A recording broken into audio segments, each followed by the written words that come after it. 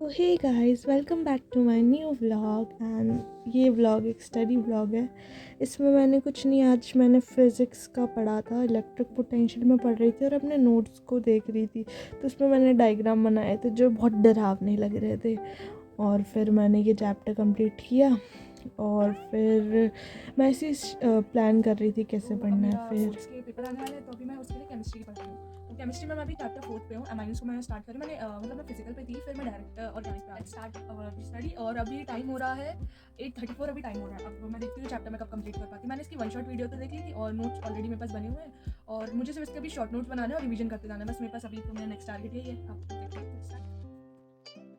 तो बोर्ड्स की डेट भी पास आ गई थी और हमारे केमिस्ट्री का पेपर सबसे पहले होने वाला था। मीन्स पहले हिंदी का था, देन इंग्लिश, फिर केमिस्ट्री। तो फिज़िक्स केमिस्ट्री बायो से पहले केमिस्ट्री होने वाला था, तो केमिस्ट्री की फटाफट से रिवीजन करना था और वो करना था। तो इसलिए मैंने पहले है ना अमीन से स्टार्ट किया, क्योंकि वो 6 मार्क्स का है, स्कोरिंग भी है, छोटा भी है, इसीलिए मैंने उससे स्टार्ट किया था।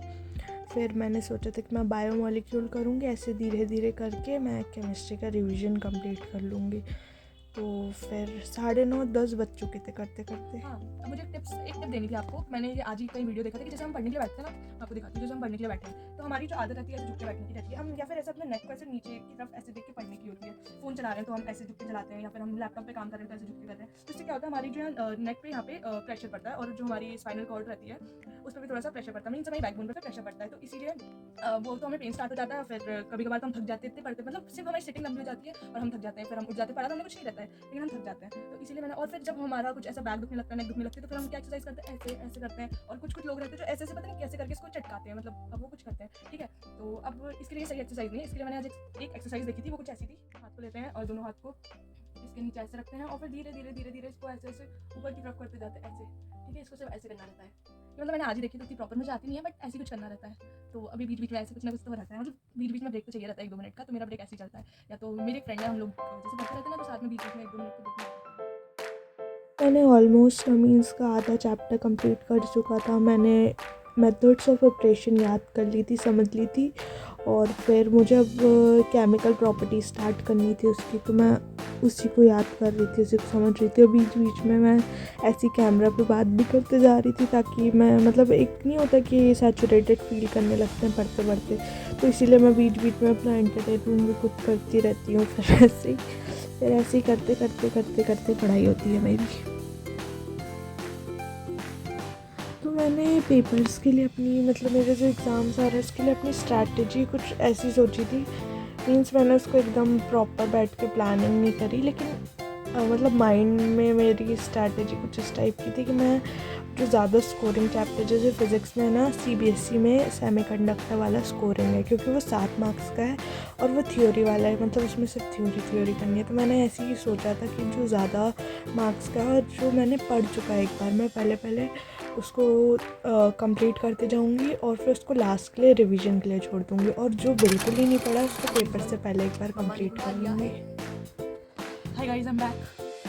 लिटरली एक चीज़ मेरे साथ होती है, अब आप बताना कमेंट पर अगर आपके साथ भी होती है। वो ये है कि जब मैं सीरियसली, मतलब सीरियस मोड में बैठ के पढ़ती हूँ कि हाँ भाई तो सीरियस होकर पढ़ रही हूँ मैं, मतलब ऐसा होता है ना, 2 टाइप की पढ़ाई होती है। कब पढ़ाई कर रहे हो तो धीरे धीरे धीरे कुछ करते हो। अभी अभी मैं बोला तुमने तो ये किया अभी, बट मैं बता रही हूँ तो यार, मैं तो जब आप सीरियस वाली पढ़ाई कर रहे होते हो तभी कोई ना कोई बुलाने आ जाता है कि हाँ आ जाओ कुछ काम है, और फिर आपको फिर पढ़ाई करते हैं। कोई नहीं, एक्सरसाइज मान के इसको कंटिन्यू करते हैं पढ़ाई वापस स्टार्ट अगेन। सो ऑर्गेनिक ऐसे जो मैं है अपनी पूरी वो डिग्री मीन्स लाती हूँ सबको, मतलब मैंने सबको सुनते हुए देखा कि सबको ऑर्गेनिक जो है ना वो टफ लगता है, क्योंकि उसकी रिएक्शन रहती है, वो याद नहीं होता, उसमें बहुत रटना रहता है, बहुत वो करना रहता है, इसलिए मतलब सब ने उसको है ना टफ बना दिया है कि ऑर्गेनिक इज़ वेरी टफ, ऐसे बना दिया है। But organic is not tough at all. Actually organic में क्या होता है ना, उसमें आपको सिर्फ रिवीजन करना रहता है टाइम टू टाइम। बाकी वो बहुत इजी सब्जेक्ट है मेरे अकॉर्डिंग। मतलब मैंने एल्केन पढ़ चुका है और अब मैं अमीन्स पढ़ रही हूँ, और मैंने अभी अल्कोहल और एल्डिहाइड बचे, बट मैंने उसको एक बार ना क्लास में जब मैं नोट्स बनाई थी तब मैंने पढ़ा था। तो ऐसे मुझे उसमें कुछ प्रॉब्लम नहीं आई, बट ये था कि हाँ मैं रिएक्शन भूल जाती थी या उसके रिएजेंट भूल जाती थी। तो उसके लिए ना आपको सिर्फ रिवीजन उसको टाइम टू टाइम उसको रिवाइज़ करना रहता है, और बाकी तो वो अपने आप याद हो जाती है। तो ऑर्गेनिक में मेरा यही था। फिज़िकल में आपको फार्मूलेज और न्यूमेरिकल की आपकी प्रैक्टिस होनी चाहिए। तो फिज़िकल भी ऑलमोस्ट ईजी रहता है, बट वो क्लोज टू फिज़िक्स रहता है, मींस फिज़िक्स के जैसे ही रहता है। उसमें न्यूमेरिकल्स ज़्यादा रहते हैं, मतलब उसमें थ्योरी भी है, न्यूमेरिकल्स भी है, तो आपकी न्यूमेरिकल की भी प्रैक्टिस होनी चाहिए। देन फिर अपना आ जाता है इनऑर्गेनिक। मैं भूल गई थी, पता है, यहाँ पे पढ़ते पढ़ते कि मैं अब क्या पढ़ रही हूँ। छोटा सा चैप्टर हम खत्म कर लेंगे, है ना। आपको मैंने कान्हा जी से मिलवाऊँ, दिखाती हूँ। मतलब एक तो जो है वो मंदिर में एक कान्हा जी, और एक तो मेरी टेबल पे उनकी फोटो है, दिखाती हूँ। बड़ी बैक कैमरा नहीं हो रहा, तो मैं फ्रंट कैमरा से दिखा देती हूँ। Kanha ji cutie pie, is so cute. अब जैसे मेरे को कुछ भी मैं पढ़ती रहती हूँ ना, तो मेरे को ऐसी कंपनी चाहिए रहती है, तो मुझे ऐसा फील होता है कि मैं अकेले पढ़ती हूँ, तो मैं इनसे ऐसे पढ़ती हूँ कि मैं इनको भी पढ़ा रही हूँ, खुद भी पढ़ रही हूँ, इनसे बात भी कर रही हूँ। इससे मेरा कुछ क्या हो जाता है, टाइम पास नहीं होता इनसे बात करना, टाइम पास। बट हाँ, मेरी पढ़ाई भी हो जाती है, मेरी बातें भी हो जाती है, मुझे अच्छा भी लगता है। मैंने मेरी बोर्ड की स्ट्रैटेजी में ये सोचा है कि जो हाई वेटेज वाला है मैं उसको कवर कर लूँगी, और ये सजेशन है मेरे खुद के लिए भी और आप सबके लिए भी कि बोर्ड का पेपर देने से पहले ना एक सैम्पल पेपर तो एटलीस्ट सॉल्व कर ही लेना। और ज़्यादा ओसवाल वगैरह अगर ना हो पाए तो फिर जो CBSE ने अपलोड किया है ना अपनी साइट पे, ऑफिशियल साइट जो है उनकी, उस पर वो वाला सैम्पल पेपर एटलीस्ट एक बार तो ट्राई करके चले जाना। क्योंकि मैंने अपने स्कूल के सीनियर, अपने टीचर सबसे सुना है, क्योंकि आप बिना क्वेश्चन प्रैक्टिस या सैम्पल पेपर सॉल्व किए जाओगे ना, तो फिर आपको मतलब थोड़ा सा तो डिफ़िकल्ट तो लगेगा। आपने अगर थ्योरी अच्छे से कर ली है तो उतना ही लगेगा, लेकिन डिफ़िकल्ट तो लगेगा, क्योंकि आपको ये नहीं पता रहेगा ना क्वेश्चन किस टाइप के आएंगे। और वही चीज़ अगर आपको अभी पता चल जाएगी तो वो आपके लिए हेल्पफुल रहेगी। आप उस वे में अपनी पढ़ाई को प्लान कर सकते हो कि हाँ मुझे इसको ऐसे पढ़ना है, इस टॉपिक को ऐसे पढ़ना है। तो यही मैंने सोचा था बस।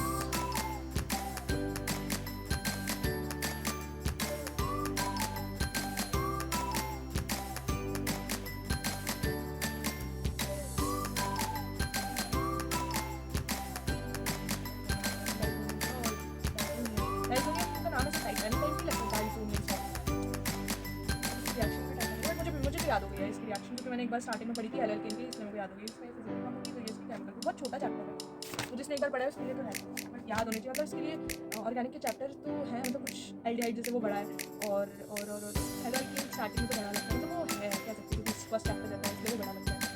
तो जो ऑर्गेनिक के चैप्टर वो जल्दी खत्म हो सकते हैं, बट वो याद भी हो जाते हैं। बट वो रिविजन मांगते हैं कि आपको अगर वो चीज़ प्रॉपर रिएक्शन में आपको याद रखनी, नीम रिएक्शन हो गई, कुछ मेथड ऑफ प्रिपरेशन हो गई, केमिकल रिएक्शन हो गई, वो याद करने के लिए आपको रिविजन चाहिए रहता है।